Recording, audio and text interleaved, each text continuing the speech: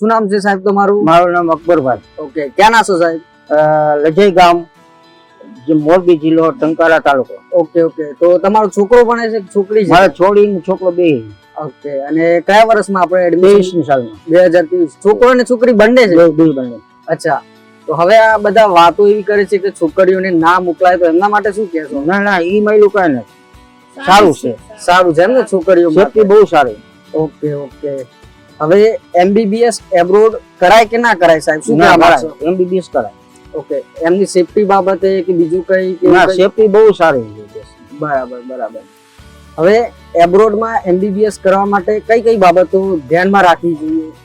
કે MBBS કરવા માટે એને MB થાય તો સારું ઈથી હોદો મળે, સમજ્યા?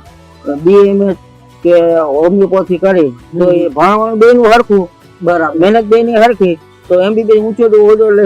100%.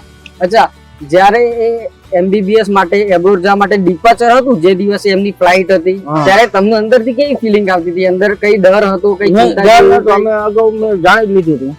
બરાબર બરાબર. અને આપણે સાહેબ નો કોન્ટેક્ટ કઈ રીતે કર્યો તો? નિર્ભય સાહેબ નો મારે જયેશભાઈ મારો મિત્રો છે ઓકે, રાજકોટ થી. એની છોડી અહીંયાથી ઇકરોર માંથી અહીંયા એડ્રેસ લીધું હતું. બરાબર.